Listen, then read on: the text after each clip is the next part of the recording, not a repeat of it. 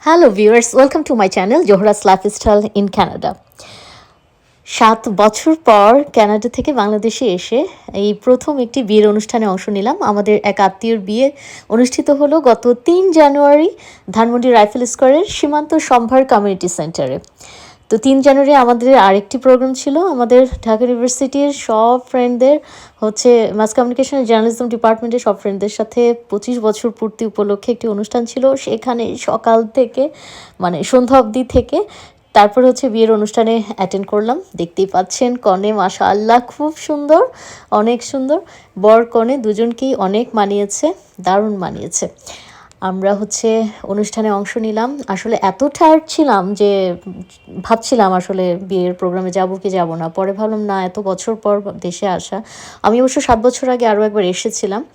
তো তখন আসলে অন্যরকম প্রেক্ষাপট ছিল। আমার আম্মু অসুস্থ ছিল, আইসিইউতে ছিলেন। সো সব আত্মীয় স্বজনের সাথে দেখা করাটা সম্ভব হয়ে ওঠেনি। তো এবার এই বিয়ের অনুষ্ঠানের জন্যে মোটামুটি অনেক আত্মীয় স্বজনের সাথে একসাথে দেখা হয়ে গেল। অনেক বছর পর অনেকের সাথে দেখা। সো ভালো লাগাটাই স্বাভাবিক এবং ভালো না লেগে পারেই না। এই বিয়ের অনুষ্ঠানটা আসলে গিয়েছিলামই আসলে সবার সাথে দেখা করতে, কারণ একসাথে সময় মেলানোটা খুবই টাফ সবার জন্যই। আর দেখা যাবে সময় শেষ হয়ে যাবে, অনেকের সাথে হয়তো দেখা হবে না। সো এই সুযোগটা আসলে হাতছাড়া করতে চাইনি। তো সবার সাথে তো দেখা মোটামুটি সবার সাথে দেখা হলো, ভালোই লাগলো। আর বিয়ের অনুষ্ঠান সবাই বেশ সাজুগুজু করে এসেছে। তো বুঝতেই পারছেন সবাইকে খুব সুন্দর লাগছিল। আর আমি তো সেই ভোর 6টার সময় জাস্ট যতটুকু সাজগোজ করেছি সেটা দিয়েই বিয়ের প্রোগ্রামে গিয়েছি। তো সারাদিন সেই মেকআপ ক্যারি করতে হয়েছে।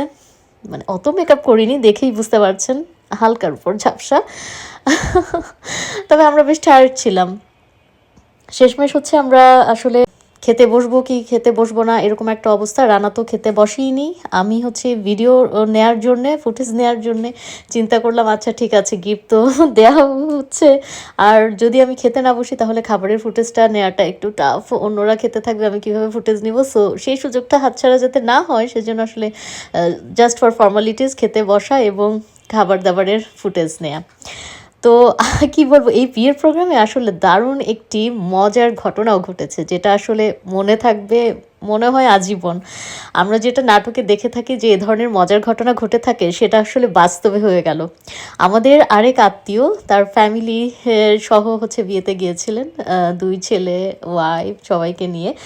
এই যেখানে এই সেন্টার, এই পাশেই আরেকটা বিয়ে হচ্ছিল। তো ওনারাও দেশের বাইরে থেকে এসেছেন। অনেক দিন অনেকের সাথে দেখা হয় না। সো ওনারা অনেককে খুঁজছিলেন, কাউকে তেমন একটা চিনতে পারছিলেন না। এর মধ্যে আরেক আত্মীয় বললেন যে যাও এটি বিয়ের মূল সেন্টারে চলে যাও, খেতে বসো। তো ওনারা অনেকের সাথে জন্য ওয়েট করতে করতে না পেয়ে ওনারা খেতে বসে পড়লেন এবং খাওয়া দাওয়া শেষ করে তারপর সবার ছবি নিলেন, বরক্ষণের ছবি, অন্যান্য মানুষজনের ছবি। এর মধ্যেই ওনারা গিফট তখনও দেয়নি এবং এর মধ্যেই মাইকে অ্যানাউন্স করা হচ্ছিল যে সবাই সাবধান, এখানে অনেককেই দেখা যাচ্ছে যে পরিচিত মুখ নয়। আপনাদের নিজেদের মূল্যবান ব্যাগ, মোবাইল, টাকা পয়সা সবাই যার যার দায়িত্বে নিজ দায়িত্বে রাখবেন, সতর্ক থাকুন। অনেকেই দেখা যাচ্ছে আমাদের পরিচিত মুখ নয় কিন্তু ভিডিও ধারণ করছে। তো তখনও আসলে ব্যাপারটা ততটা বোঝা যায়নি। যখন ওনারা খাওয়া দাওয়া করে বের হচ্ছিলেন তখন ওনারা দেখা পেলেন মূল আত্মীয় স্বজনের, এবং তারা বললেন ও মাই গড, আমরা তো ভুল বিয়ের অনুষ্ঠানে গিয়েছি এবং খাওয়া দাওয়া করে ফেলেছি, জাস্ট গিফটটা দেয়া বাকি। সো ওনারা তারপরে এই প্রোগ্রামে আবার আসলেন এবং তাদের কয়েকজন আবার খেতে বসলেন। বললেন যে না, ওই বিয়ের প্রোগ্রামের খাবারটা অতটা মজা ছিল না। সো হাসতে হাসতে শেষ। এটা দারুণ মজার একটা অভিজ্ঞতা ছিল। নাটকে আর সিনেমায় আমরা এই ধরনের মজার বিষয়গুলো দেখে থাকি, এটা বাস্তবেই দেখতে হবে। এটা আসলে সবাই বেশ এনজয় করছিল বিষয়টা। যাই হোক, এই যে দেখতে পাচ্ছেন সবাই মিলে ছবি তুলছে। আর আমি যেহেতু সাংবাদিক, আত্মীয়স্বজন সবাই জানে, আমাকে দেখলেই হচ্ছে সবাই হচ্ছে ছবি তুলে দাও, ভিডিও করে দাও, তুমি অনেক ভালো পারবে, সুন্দর পারবে, এই আর কি। আর সবার সাথে অনেক দিন পর দেখা, অনেক ভালো লাগছিল, সবাই বেশ খুশি। যেটা মনে হচ্ছিল আসলে, এই যে বিয়ে হচ্ছে, কত আনন্দ নিয়ে আমরা বিয়ে করি, মানুষজন বিয়ে করে, তাই না? কত স্বপ্ন, কত সুখ স্বপ্ন নিয়ে মানুষের কত রকম স্বপ্ন থাকে, যে এটা করব, ভবিষ্যতে এটা হবে, সুখে থাকবো, শান্তিতে থাকবো, সেই আশা নিয়েই তো আসলে, সেই স্বপ্ন নিয়েই মানুষ বিয়ে বন্ধনে আবদ্ধ হয়। কিন্তু অনেক সময় দেখা যায় যে এই সংসারে দেখা যায় হয় ছেলে বা হয় মেয়ে বা শ্বশুর শাশুড়ি, বাবা মা, ভাই বোন, কারো না কারোকে নিয়ে কোনো না কোনো বিষয় নিয়ে সংসারে অশান্তি হয়, অশান্তি শুরু হয়ে যায়। তখন দেখা যায় দুপক্ষ থেকেই, বর কনে নিজেরা অথবা তাদের দুই পক্ষের ফ্যামিলি, দেখা যায় কেউই স্যাক্রিফাইস করতে চায় না। কি, দেখা যায় যদি তারা সবাই একটু স্যাক্রিফাইস করতো বা চিন্তা করতো যে আচ্ছা এই সমস্যাটা তো আমার জীবনেও হতে পারতো, তখন আমি কি করব, সেটা চিন্তা করেও যদি আসলে মানুষ একটু স্যাক্রিফাইস করে, মানুষের ইগো প্রবলেমটা একটু কাটিয়ে উঠে যদি মিলেমিশে থাকে, অনেক সংসার আসলে টিকে যায়। অনেকে দেখা যায় যে নিজের সংসারের, নিজের ফ্যামিলির কোনো সমস্যা নিজে সলভ করতে পারছে না, আম, কিন্তু অন্যের ফ্যামিলি নিয়ে তাদের খুব নাক গলাতে হবে, উপদেশ দিতে হবে, খুব রাগ দেখিয়ে চিৎকার করে বলবে, কেন এইটা করছো না, এটা করো, তোমাদের এটা করা উচিত, তোমাদের এটা কর্তব্য। কিন্তু দেখা যায় নিজের জীবনেই আসলে সেটা করে না, কিন্তু অন্যের জীবনে সেটা মানে বলতে তাদের কোনো দ্বিধা হয় না। তারা একবারও চিন্তা করে না, আরে আমার লাইফে আমিই তো সেটা করিনি, আরেকজনকে কিভাবে আমি সেটা করার জন্য এভাবে জোর করছি। জীবনটা আসলে অনেক অদ্ভুত। আমরা সবাই সুখে থাকতে চাই, কেউ চায় না জীবনে দুঃখ, কষ্ট, স্ট্রাগল করা, কিন্তু জীবনে স্ট্রাগল করতেই হয়। কিন্তু এমন কিছু ঘটনা ঘটে যা আসলে লাইফে কেউ এক্সপেক্ট করে না যে আমার জীবনে এই ধরনের ঘটনা ঘটুক। কিন্তু জীবন তো, জীবনে সুখ আসলে সারাক্ষণ মানুষের থাকে না। আল্লাহই হচ্ছে সুখ দুঃখ সব মিলিয়ে একটা মানুষকে পরীক্ষা করেন, যে এই ধরনের সমস্যায় পড়লে তুমি কিভাবে সেটা সলভ করবে। আমার যেটা মনে হয়, আল্লাহই হচ্ছে বিভিন্ন রকম প্রজেক্ট দিয়ে দেন, যে এটা কষ্টের, অনেক দুঃখের, অনেক কঠিন, এটা তুমি কিভাবে উতরে যাও, কিভাবে সমাধান করো, এটা তোমার জীবন, তোমার বুদ্ধি, তোমার বিবেচনা, সব কিছু মিলিয়েই তোমাকে সমাধান করতে হবে। কিন্তু অনেক সময় দেখা যায় নিজের বিবেক বুদ্ধি থাকার পরও হয়তো আপনি ভালো বা সঠিক ডিসিশন নিচ্ছেন, কিন্তু আপনার পাশের সঙ্গীটি যদি আপনাকে সেই সাপোর্টটা না দেয়, অথবা হচ্ছে ধরুন বরের বাবা মা আপনাকে বুঝতে পারছে না, বা মেয়ের বাবা মা আপনাকে বুঝতে পারছে না, সেক্ষেত্রেই হচ্ছে ঝামেলাটা হয়ে যায়।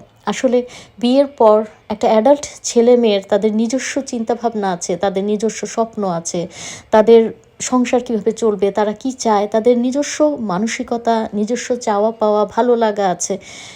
বিদেশে যেটা হয়, 18 বছরের পর আসলে কেউই প্রেশার ক্রিয়েট করতে পারে না কোনো ছেলে মেয়েকে। কিন্তু বাংলাদেশের কালচার হচ্ছে, আপনি 18 বছর কেন, আপনি মানে বৃদ্ধ হয়ে গেলেও দেখা গেছে আপনার উপর চাপিয়ে দেয়া হয়, আপনার বাবা মা, ভাই বোন, আত্মীয় স্বজন আপনাকে প্রেশার ক্রিয়েট করে। আপনি হয়তো চান না কোনো একটা বিষয়, আপনি চাচ্ছেন না, আপনি মন থেকে মেনে নিতে পারছেন না, কিন্তু এমনভাবে আপনাকে মানে দেখা যায় আপনার যে, আপনি যে এই যে জীবনে এত কষ্ট করে স্ট্রাগল করে একটা পর্যায়ে গিয়ে দাঁড়িয়েছেন, দেখা যায় সব কিছু তারা তখন ভুলে যায়। আপনি কি করেছেন সংসারের জন্যে, কিভাবে আপনি এই বর্তমান পর্যায়ে এসেছেন, একবারের জন্য ভাবে না। তখন সব তুচ্ছ হয়ে যায়। তখন শুধু তাদের নিজেদের স্বার্থ কিভাবে হাসিল করবে সেটাতেই সবাই ব্যস্ত। এমনকি দেখা যায় পরিবার তো আছেই, পরিবারের বাইরের লোকজনকে দিয়েও হচ্ছে প্রেশার ক্রিয়েট করা হয়। আসলে মানুষের শিক্ষা খুব জরুরি জীবনে। নিজস্ব ব্যক্তিত্ব, নিজস্ব রুচি, নিজের ভালো লাগা চিন্তা করা, এটা একটা মানুষের জীবনে যে কতটা প্রয়োজন, সেটা একটা বাস্তব জীবনে না আসলে, বাস্তব জীবনে সে ধরনের সমস্যায় না পড়লে কেউই আসলে রিয়েলাইজ করতে পারবে না। এটা হচ্ছে খুব গুরুত্বপূর্ণ, খুবই গুরুত্বপূর্ণ।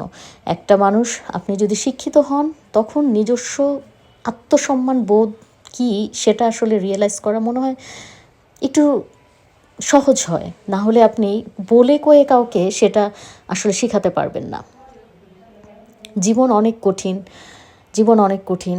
একটা ছেলে একটা মেয়ে অনেক স্বপ্ন নিয়ে একটা সংসার গড়ে। একটা সংসার গড়া অনেক কঠিন। অনেক বাধা বিঘ্ন পেরিয়ে দেখা যায় একটা সংসার গড়া হয়। হয় সেটা নিজের পছন্দ হোক অথবা পরিবারের পক্ষ থেকে, কিন্তু সংসারে যখন ঝামেলা চলে আসে তখন দেখা যায় মানুষের আসল রূপ। আমি চাই সবাই ভালো থাকুক, সুস্থ থাকুক এবং সবাই সবার যাতে কিভাবে সুখে শান্তিতে থাকতে পারে, পারস্পরিক বোঝাপড়াটা থাকুক। শুধু নিজের স্বার্থের দিকে দেখলেই আসলে হবে না। আমার জন্যে যাতে অন্যের সংসারে কোনো দুঃখ কষ্ট না হয় বা অসুবিধা বা কোনো একটা সংসার ভেঙে না যায় বা তারা মানসিক অশান্তিতে না ভোগে, সেটা সবারকেই সতর্ক থাকা উচিত। কি ছেলের বাবা মা, কি মেয়ের বাবা মা, মানে ছেলে মেয়ে দুপক্ষকেই, মানে সংসারটা যাতে সুখের হয়, কেউ যাতে কারো জীবনে বাধা হয়ে না দাঁড়ায়। কারণ একমাত্র আল্লাহ পাকই হচ্ছেন সবার দায়িত্ব নিয়েছেন এবং উনিই দেখেন সবাইকে। কেউ কারো যাতে বোঝা না হয়, সেটাই হোক। দেখতে পাচ্ছেন কনে মাশাআল্লাহ অনেক সুন্দর এবং হচ্ছে সবাই বেশ খুশি, হাসি খুশি।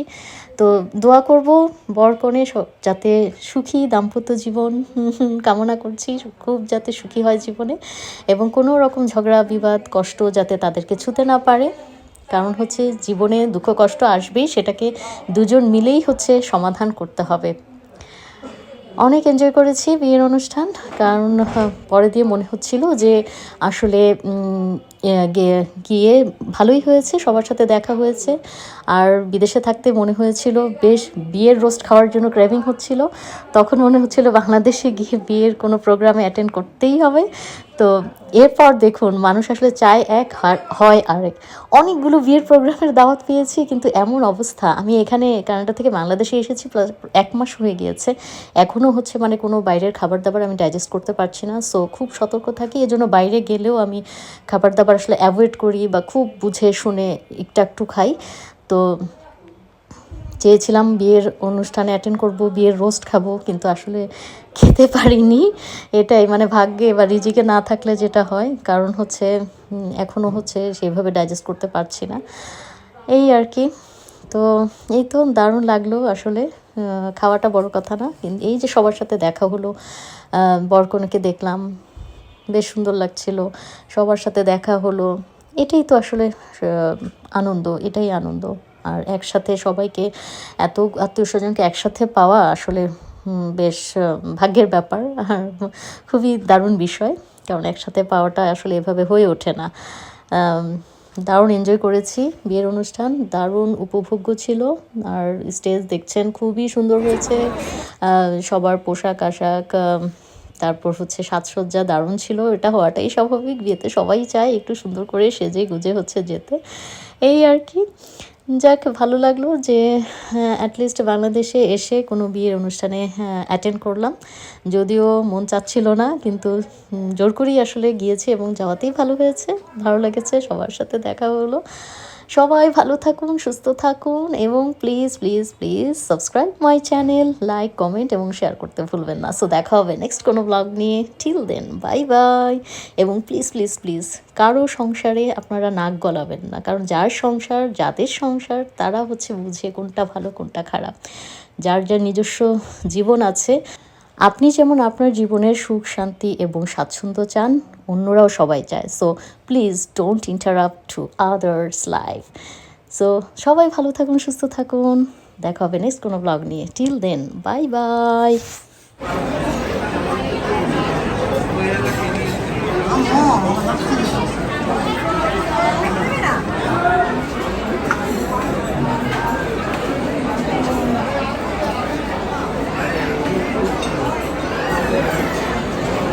লাইটটা একটু লাগবে।